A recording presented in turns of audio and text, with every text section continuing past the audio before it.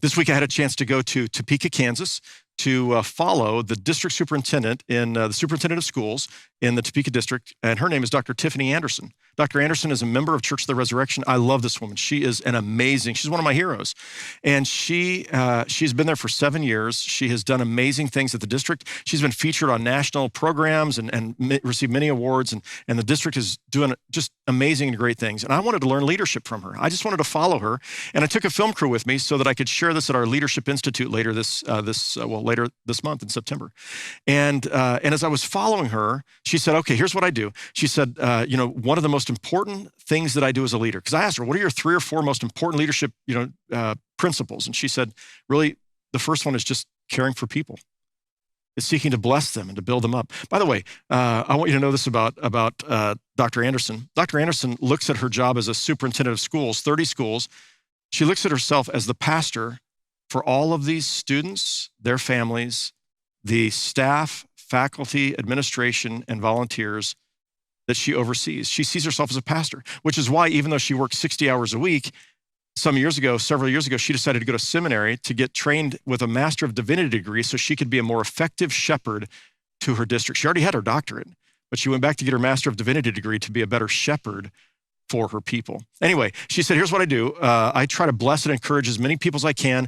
I visit 6 of my schools every day. There's 5 days a week. That's 30 schools. I get to see every school every week. And she said, if you're going to come with me, you better have your tennis shoes on because we're going to run. We're going to run through those schools, and I'm going to walk into the classrooms, and I'm going to listen, and I'm going to talk, and I'm going to encourage, and I want to try to bless these kids and their teachers. And so that's what we did. I had my running shoes on, or my fast walking shoes, and we stopped in a classroom with third grade teachers, and they were talking about the struggles right now and trying to teach these kids. And then we stopped by a little table of kids in the hallway, and we sat down and we talked with them for a little while about new students that had come in, and we went into a classroom, 2 different classrooms of kids, and had a chance to talk with those kids for a while, and it was just awesome. And then I sat down and I interviewed her for a few minutes, and I wanted you to have a chance to hear what she said as I was interviewing her, and then to hear what happens in the positive self-talk in the classes at this school every day.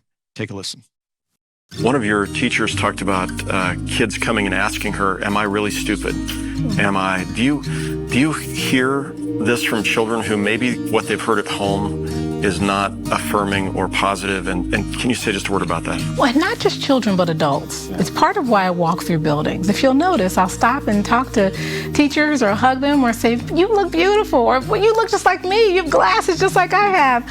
And those kinds of affirming words to anybody that comes through your door is so important. It may be the only positive affirming statement they hear all day. Yeah.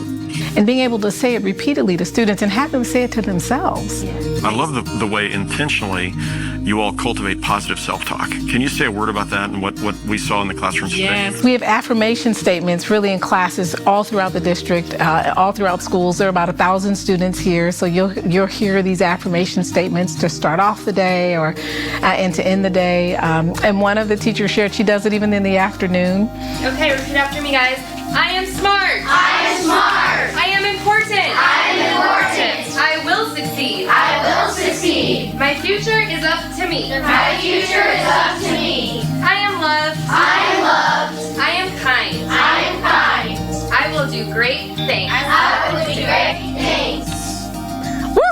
All right, I love that. I loved watching Dr. Anderson. I'm so proud she's a member of Church of the Resurrection. And I loved watching her doing exactly what James was teaching.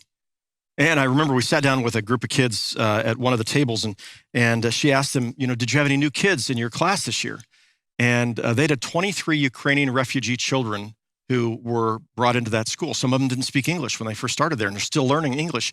And one of the little boys said, yes, Dr. Anderson, we have 3 new students in our class. And she said, well, what did you do to welcome them? And he said, well, at lunchtime I went, nobody was sitting by them, and I went to sit by them, and I talked to them, and I told them I was so glad that they were there. And I'm just watching this kid, and he's 3rd or 4th grade, and he gets it, right? He saw the stranger, and he went up, and he talked to them, and he sought to bless them and give grace to them. And I was thinking about that child who, the teacher asked, talked about how this child came up and said, am I stupid? And I thought, who told a 3rd grader they were stupid? Right? But there was a teacher there to be able to say, no, you're not stupid. You are loved and valued. And then I thought about that self-talk they did at the end of the day and began thinking, sometimes the most hurtful words we ever say are the words we say to ourselves.